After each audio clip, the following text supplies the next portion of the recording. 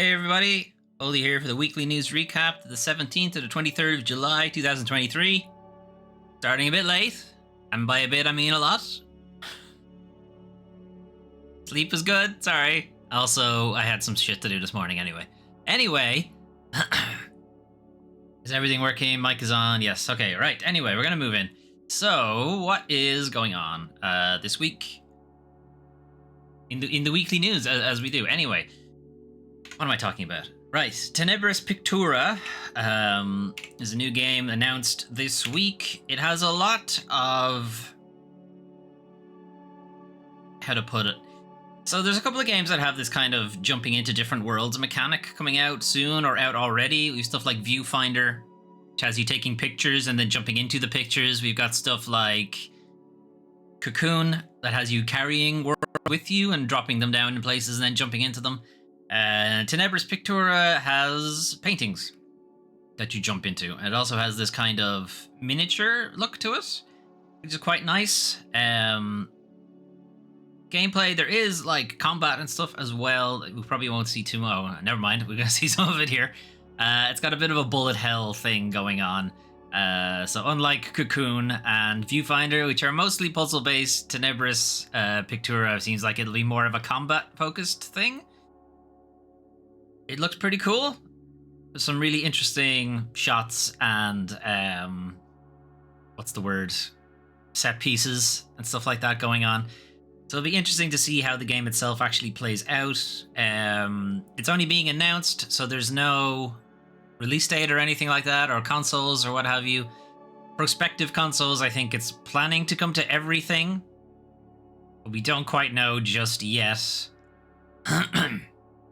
But yeah, there's a lot of very fancy things happening there. What does it say about consoles and what have you? Doesn't say anything. Although this is from PlayStation channel, so they probably wouldn't say anything, but PlayStation at least. Moving on. Fruit Bus, also PC and console announcement. Fruit Bus is from the same developer who brought you Among the Sleep and Mosaic, both of which, excuse me. Well, Mosaic, Among the Sleep had a kind of horror bent to it. You were a baby, first person, crawling around your house while horror shenanigans were going on at the same time. Mosaic was more of a existential thing about how horrible it is, how horrible modern life is, I guess. Fruit Bus is a lot more of a fun time game. You have a bus, you make fruit, you give it to people, you have a fun time, you do some stuff in your leisure time or what have you. A very big departure for a Krill Bite, so we'll see how they go with it. But it does look fun. It looks like a fun time for all the family. And then El Paso Elsewhere we played as part of the Steam Next Fest demo Palooza that I did about a month ago now at this point. El Paso Elsewhere is very much like a Max Payne. It might as well be Max Payne 2.5. So Max Payne, but vampires and werewolves. And you're not Max Payne, you're his brother Gary or something. Anyway, it very much has a PS1 art style to it as well, which you're not going to see here because this is an animated music video thing for the game. But yeah, visually it's pretty basic, but it does have, it's trying to go for the PS1 aesthetic, so that's understandable. It was a fun game, even if I got lost multiple times playing it. Still, it was interesting. But yeah, it's coming out in September, I think. Skip. September, end of September. Coming to the things. PC and Xbox, by the looks of things. Okay, elsewhere, or speaking of Xbox, rather, Xbox Live Gold is ending after 18 years as Microsoft launches a Game Pass Core. So Microsoft are killing off Xbox Live Gold, which means Games with Gold is also going with it, and it's going to be replaced with Xbox Game Pass Core. So you can kind of look at this as the Xbox version of PlayStation Plus Essential. They're effectively doing what PlayStation Plus has already done, which is like turn their service into a tiered service. Xbox are effectively merging Xbox Live Gold and Game Pass. And the base version, the core version, will give you online play, as Games with Gold already did. And it will also have like this kind of library of games that will be added to as time goes on. So Xbox Live Gold will die in the middle of September 14th. Xbox Game Pass Core will replace it as effectively a cheaper version of Game Pass. You'll still be able to play online together, as well as offer a curated selection of games to play. Xbox Game Pass Core will cost $10 or $60 a year, which is effectively the same pricing as PlayStation Plus Essential.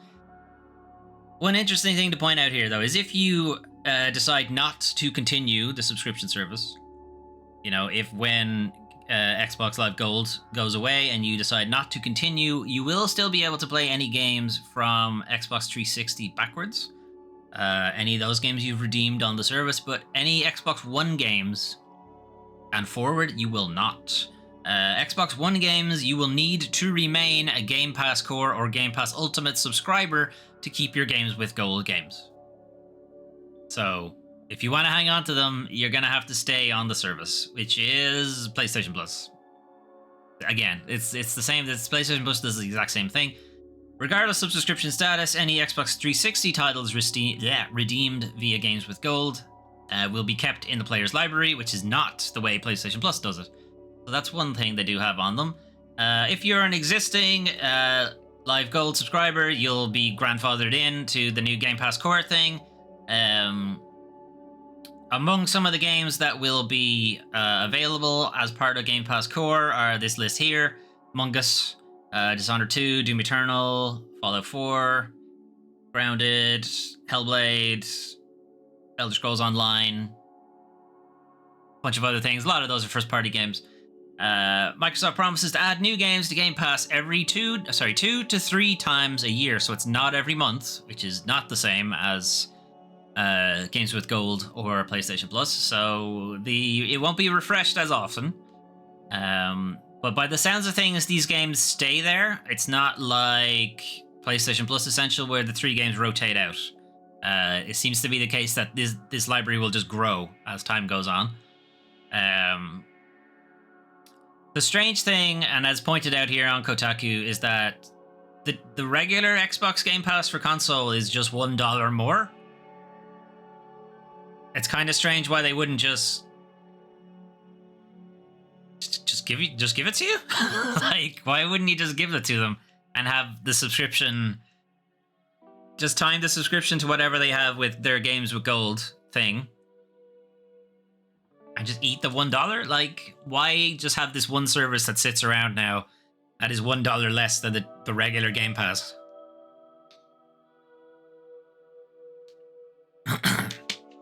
Who knows? It's possible they're thinking of a price jump for Game Pass at some point, which wouldn't be out of the realm of possibilities. I mean, once they have a bit of a lock on the subscription market, you effectively have a trapped audience at that point. Why not just push the price up a little bit? That's what Netflix does. It was working out for them until every other streaming service jumped online.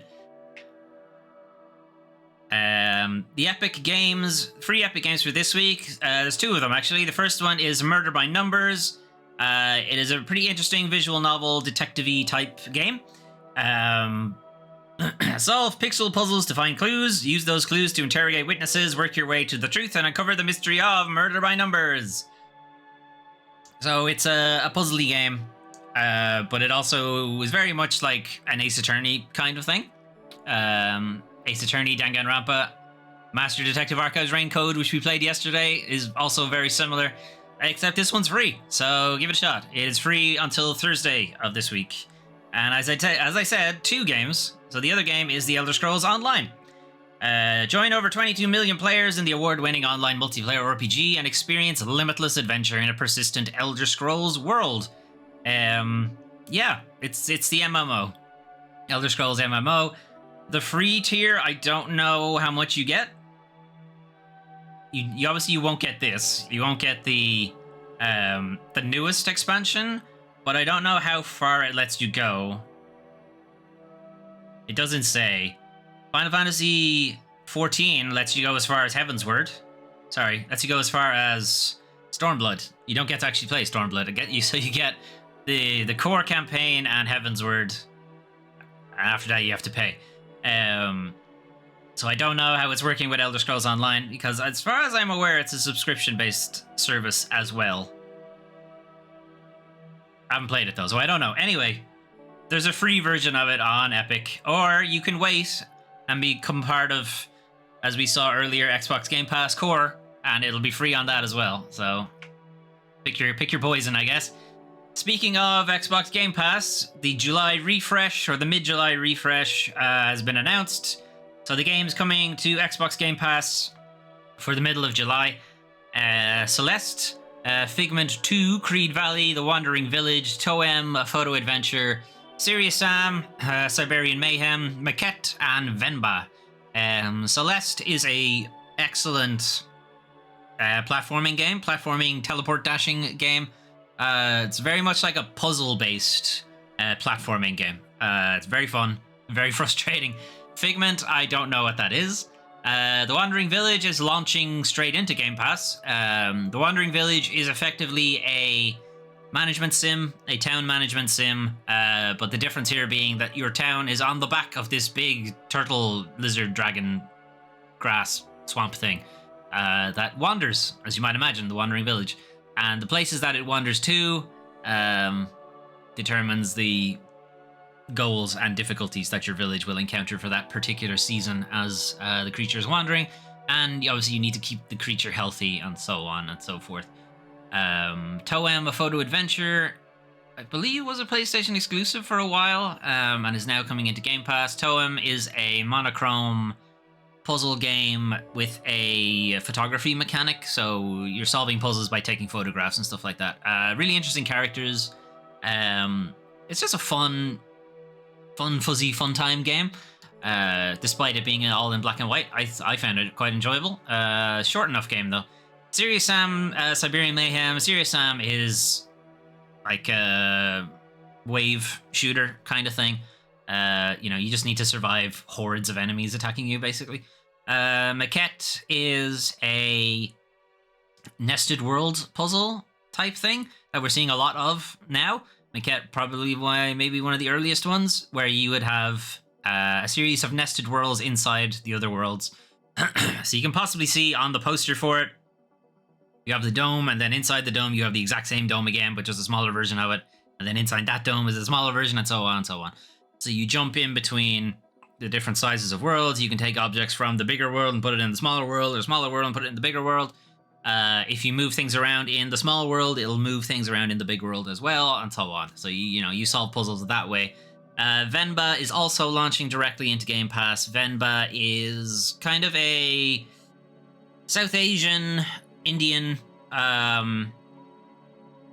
cooking visual novel type thing. So I think it's telling the story of this family, but it's telling the story through the cuisine and the cultural ceremonies that they might go through in that particular part of the world. If that is in your wheelhouse, check it out, I guess. But that will be happening some stage this week. The refresh will happen. I don't have Game Pass, so I don't know exactly what day it'll be, but it'll be some stage this week. Anyway, those are some of the games you can play soon. But what if you wanted to play something right now? Well, Pikmin 4 has launched on Nintendo Switch. You can be Captain Olimar. You go to Earth, maybe? Question mark? Who knows? It's probably not really Earth. You collect the Pikmin, and the Pikmin do all of your work for you, basically. You have this team of Pikmin. They're all different colors. The colors do different things. I think the red ones are like your standard Pikmin. They can do pretty much all the basics. Ice Pikmin freeze things. I think black Pikmin blow stuff up. And you use the various Pikmin to attack things. This dog creature is new to the series, and I think he's effectively your workhorse. Useful in combat. Can maybe find some things for you. I think it's effectively like a helper for maybe first-time players who haven't played Pikmin before, me, for instance. I think that's kind of the deal with the dog character. Yeah, so Pikmin 4, available now. Check it out if you want. Then Viewfinder, also available now. We played a little bit of Viewfinder, again, as part of the Steam Next Fest thing. You have this Polaroid camera that can take photographs. And then the photographs, when you line them up, become real things that you can then interact with. You can either walk into the photograph itself or grab items out of the photograph and use that to sort of solve puzzles or fix gaps in the world and that kind of thing. It's a bit gonna fuck up your brain, I think, a little bit trying to get all this stuff working, but it was an interesting attempt, I will say, to try and get this to work. We only played a very small amount of it as part of the Steam Next Fest thing. The demo was quite short, but the full game looks pretty mind-bending thing. Anyway, maybe that'll show up on the channel at some point. Then we have The Spirit and the Mouse. So The Spirit and the Mouse is not actually talked about too much. I haven't seen any reviews for it or anything like that either, but I kind of like the kind of idea of it. You are a mouse, but also there is this like guardian spirit of the village as well. And the two of you together are meant to sort of bring power back to the town and then also bring safety and your community and what have you and that kind of thing. The mouse does not die. No, don't look at that. He's fine. Look, see, he's grand. No problems. He may be possessed by the spirit of electricity or something, but what have you. I don't know. I think it's possible the idea is that the lightning strike destroyed the power or something like that. Anyway, they need to bring it back to the town or something like that. I don't know. It looks interesting. It looks cute. You play a mouse. Why not? It's fun. If people can have fun playing Stray and being a mouse and do mouse things... No, being a cat and do cat things. Now you can be a mouse and do mouse things. Right. Anyway. And then lastly, we have My Friendly Neighborhood. My Friendly Neighborhood is a first-person horror game, but with Muppets. Or Sesame Street, if you like. So it is played like some of those, you know, first-person... horror titles you might have seen all over Steam, PC, and so on, where it's, you know, pretty standard. You go into a haunted area and crazy creatures chase after you and you need to solve puzzles while it's happening. It's the same kind of thing, only now it's Muppets. That's the only thing. And it literally has a Resident Evil inventory thing, which is hilarious. I'm really dying to play this because it just looks dumb. So I really want to play it. Anyway, that's My Friendly Neighborhood. It is currently PC only for now.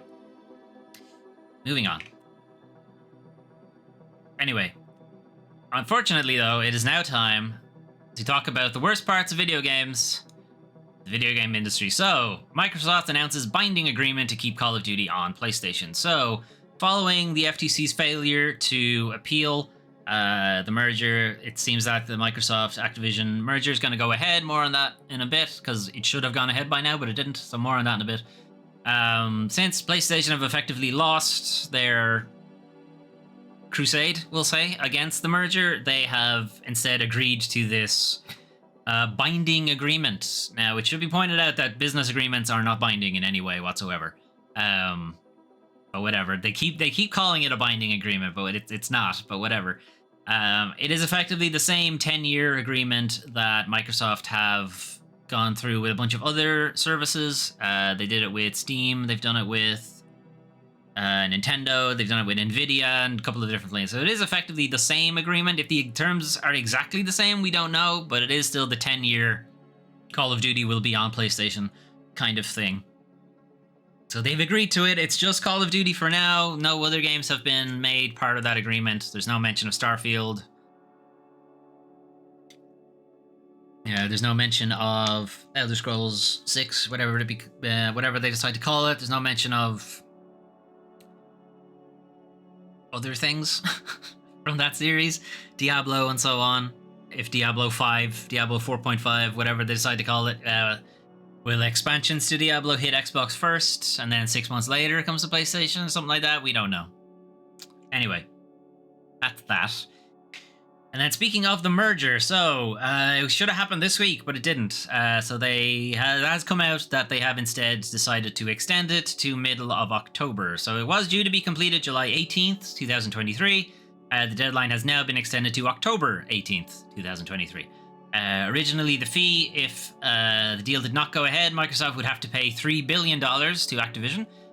This has now been increased to $3.5 billion if the deal is cancelled after August. And up to $4.5 billion if it is scrapped after September. So the closer it gets to the date, basically, if they decide to scrap it, they have a severance fee, if you like. Microsoft, however, did say we're optimistic about getting this done and excited about bringing more games to more players everywhere. Unless it's PlayStation, I guess, where the majority of people are. As we've discovered through the whole discovery process, most people are on PlayStation. Microsoft are going to bring games to more people and more players by keeping them off the most populous platform. How does that feel? I don't know. How do they do that? I don't know. Anyway, elsewhere, the only real hurdle right now is the FTC does still have a litigation thing going through in August. That has been paused, as far as I know. So they have decided to delay that, I think. I'm not sure what the exact wording of that was, but it's not going ahead anyway. And then the UK's CMA, the Competition and Markets Authority, had also blocked the deal based on some cloud monopoly possible. They have decided to agree to consider new proposals from Microsoft that might address its concerns, and that decision is expected at the end of August.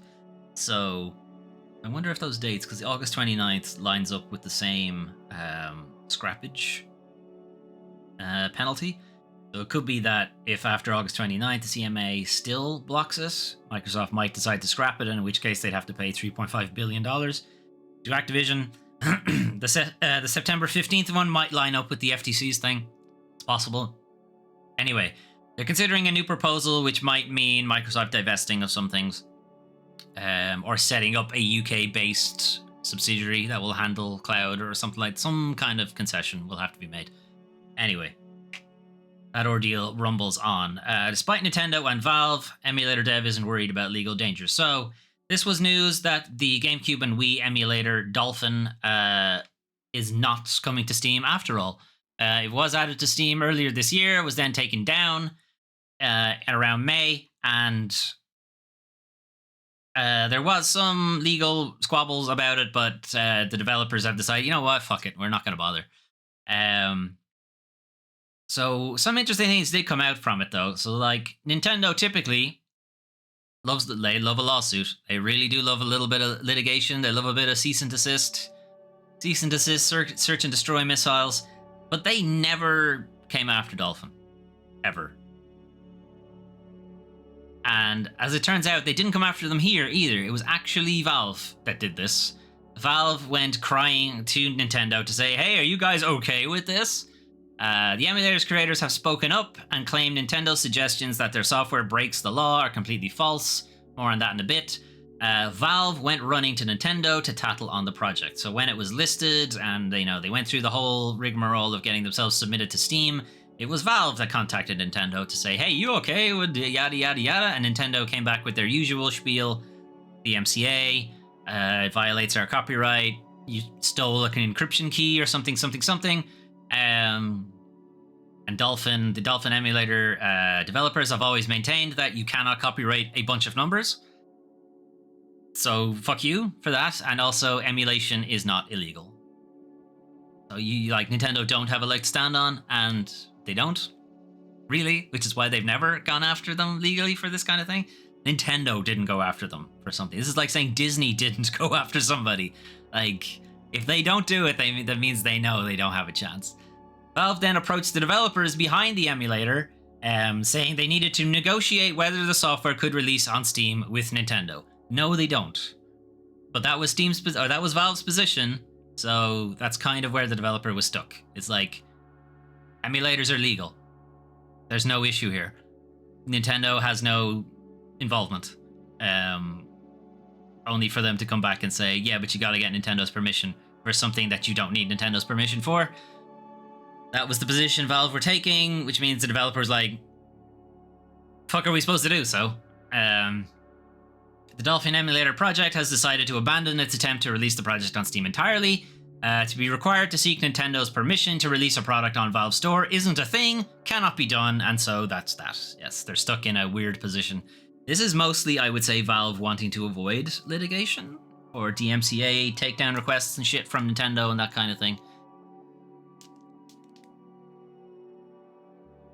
It is annoying that Valve are trying to be protective of some kind of relationship they don't have with Nintendo, because no Nintendo games are on Steam. You know, Nintendo first-party things don't leave Nintendo platforms. They're very protective of them. So I don't understand what the issue is here, but okay. And then why Dolphin is likely not illegal, as I've already gone into, emulation in and of itself is not illegal. If people use it to do illegal things, that's their problem. The emulation software itself is not.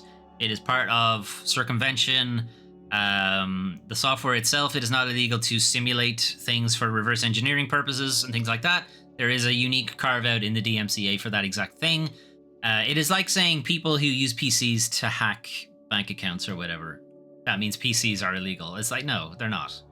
You know, torrenting software that most people, or not most people, that it is used often to pirate shows and films and games and what have you, doesn't mean the torrenting software itself is illegal.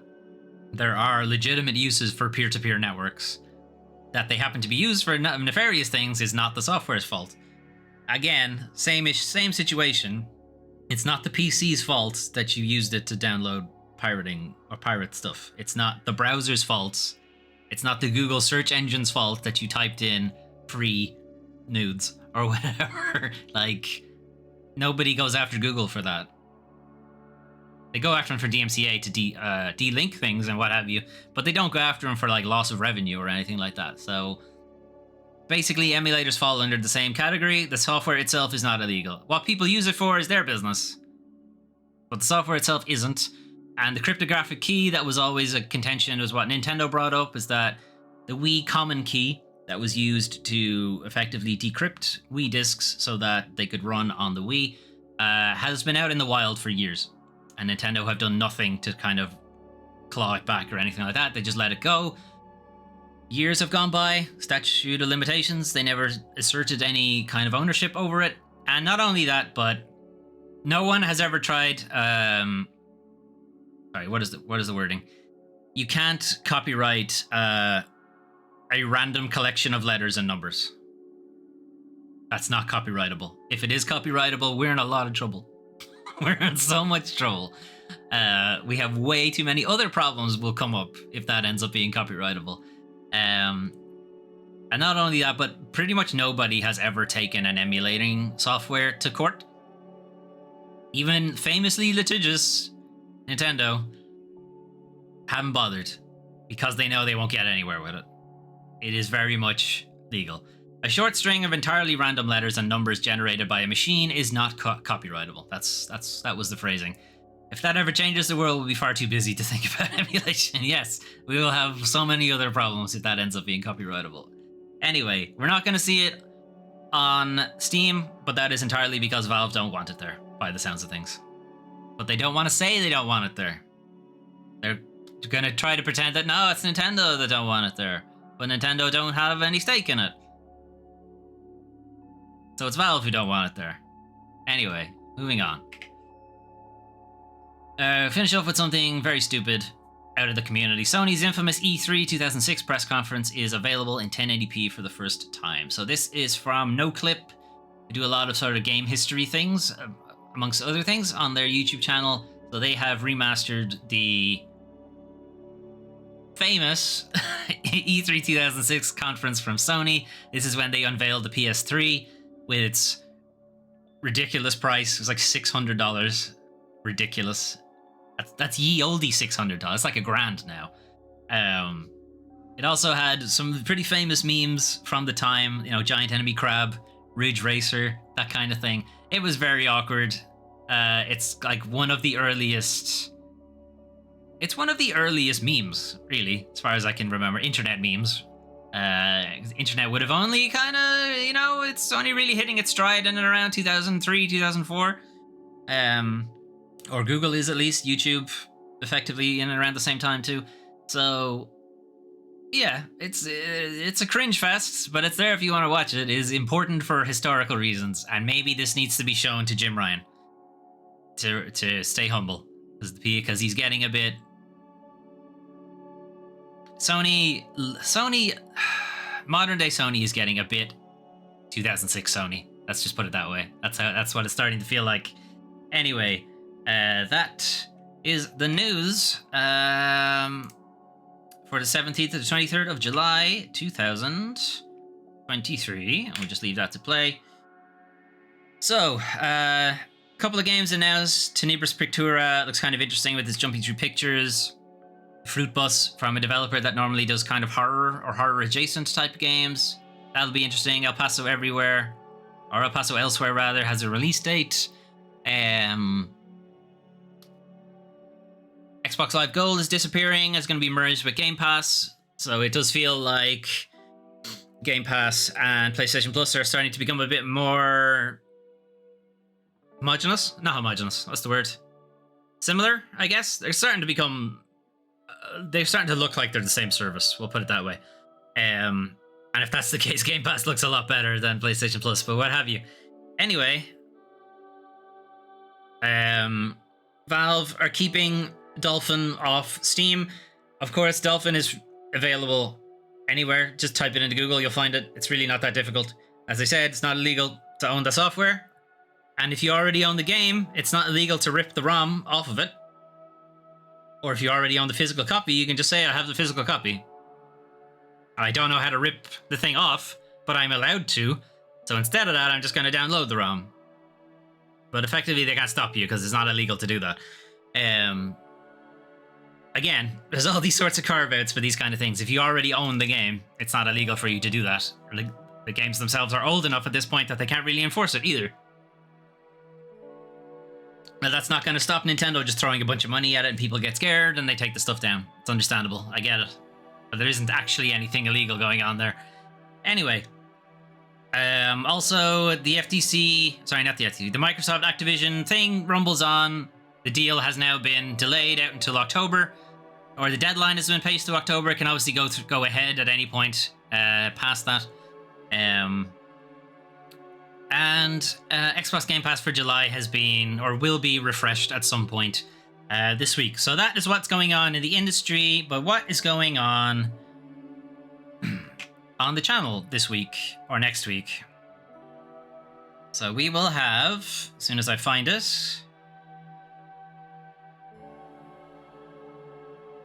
So here is our roadmap for the second half of the year. Reminders for people that the green games outlined here are games that have been featured on the channel already. Yellow means they're currently being featured, and grey means they are on the way, or will be there soon enough. So things like Diablo has been done, Rain Code was done this week, Guilt was done last week, that kind of thing. Final Fantasy 1 and 16 are being worked on, as well as The Sinking City, and It Takes Two and Resident Evil 3 Nemesis will be showing up soon-ish, maybe? Who knows?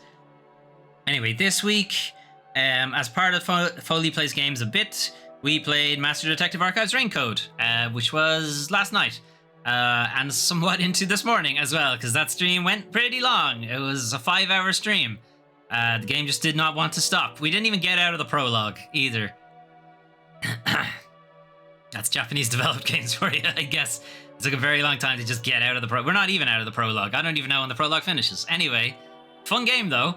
It is from the creative team behind Danganronpa. It very much has a Ace Attorney vibe to it, but then it also has plenty of anime shenanigans, a lot of anime fan service going on as well. If you're okay with that kind of thing, I think you'll get a lot of fun out of it. And if you recognize that it's going to happen, I can just be like, it's fine. Or you like that kind of thing, I suppose, is also fine too. But yeah, it's got lots of colorful characters, strange shit going on. But since it's from the creative team from Danganronpa, don't get attached to too many of the characters, because they're almost certainly going to die immediately. Anyway, We had a lot of fun with that. I have added it as part of a Foley Fable at some point, so we will probably come back to it later in the year. But right now, we are busy with other Foley Fables, but that should happen soon enough. Also, we are continuing the Sinking City. I have off-stream done some of the more boring side quests, which is just walk to a part of town and pick up a letter and then walk back to another part of town. There's not a whole lot of interesting things going on. So we are kind of sticking to the more interesting main quest and some of the side cases that are a bit more interesting.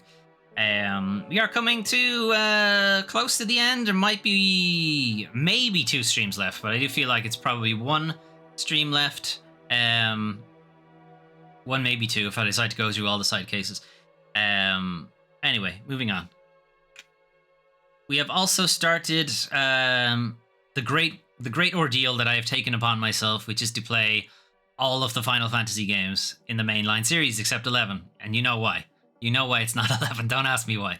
So we started with the original Final Fantasy. The original Final Fantasy is quite difficult, or I'm finding it quite difficult anyway. And not only that, it very much does not tell you where to go at all. So there was a lot of wandering around trying to figure out what exactly I can even do next, where I'm meant to go next, and so on. But we kind of figured it out, and I think for the next, or for the rest at least of this playthrough, I will probably just keep a little road map or road guide or what have you, of, you know, what is the next thing I'm supposed to do, kind of thing. So we can just keep things moving along at a nice pace. But we're going to be continuing that on Wednesday. That's the wrong button. Final Fantasy 16 we did not get to play this week because I was just so tired. I was so tired on Thursday. I don't think I've ever... Well, that's not true. I'm going to say I don't think I've ever been that tired before, but I have. I've been worse. Anyway, I was quite tired on Thursday and I just was not up to a stream. And I don't want to, you know, do a low energy stream for Final Fantasy 16 because I am really enjoying it. So yeah, I'll wait till I have a bit of energy and we'll stream it then. So we should be back to it this Thursday. Friday will be a new Foley Plays Games a Bit, but I don't know what it's going to be yet. More on that in a sec. But Saturday, myself and Melwyn, as we typically do on Saturdays, are going to be continuing playing through some co-op games. So we're going to play It Takes Two, or we're going to start playing it on Saturday, probably 2, maybe 3 streams to get through the whole thing. I have never played It Takes Two before. Melwyn has. I'm not sure if they finished it, but I believe they have played a decent chunk of it before. So we'll see how that plays out. It's meant to be good. So we'll see how that goes. Anyway, speaking of Foley Plays Games a Bit. So here is our spinneroony thing. So going on scores. So some of these games have been on the list for a while. Bolt Gun, for instance, is sitting at a +3 already, and the rest of them are sitting at a +1. There are now 5 items on the spinner, so that means we do 6 spins, and whoever's on top, that's the game we're playing on Friday. All right, so get your guesses in. All right, Bolt Gun's sitting at a +4. It can still be beaten. It can still be beaten. That's 1 spin. All right, that's 2 spins. I forgot to randomize. All right, 3 spins.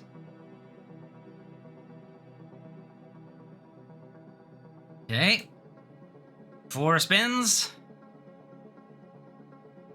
All right, I don't think Bolt Gun is going to be caught at this point. 5 spins. It's definitely not getting caught now. All right, and we'll just do the last one because, as I said, we do it. 6 spins. We're playing Bolt Gun, I guess. Okay, so score-wise, yeah, Bolt Gun +7. I don't think it was any contest there. So Bolt Gun is a first-person boomer shooter set in the Warhammer 40k universe. You're playing an Ultramarine. It's like a pixel art. Think Duke Nukem, the original Doom, that kind of thing. Should be a fun time. So that's what we're going to be playing on Friday as part of Foley Plays Games a Bit. So let's just put that in the schedule. So let me delete this because there will be a stream. And we'll just add in Boltgun. Now, is it down as Boltgun or is it down as Warhammer 40k Boltgun? I think it's down as Warhammer 40k Boltgun. It is indeed. Okay. All right, so that is the schedule then. So the schedule for this week: Sinking City Tuesday 7 p.m. Final Fantasy OG Wednesday 7 p.m. Final Fantasy 16 Thursday 7 p.m. Warhammer 40k Boltgun Friday 7 p.m. as part of Foley Plays Games a Bit. And It Takes Two with Melwen Saturday 8 p.m. as Melwen typically is in a bit later in the day. So this may change. I am planning to meet a couple of people after work this week, so this might get shuffled around a little bit. I might stream something tomorrow instead. I don't know if it's going to be... It'll probably be the Sinking City. Or maybe Final Fantasy 16, I'm not sure. It all depends on when schedules line up or what have you. So yeah, keep an eye out. Monday might have a stream and Tuesday might not. Or etc, etc. Anyway, that is the plan. So, that is your news and your channel update for the 17th to the 23rd of July, 2023. Thanks for joining me, and enjoy the rest of your, well, rest of your afternoon now, I guess. Normally I do this a bit earlier. Anyway, hopefully see some of you possibly tomorrow or possibly Tuesday for the Sinking City. Bye-bye. Where's the button? All right, bye-bye.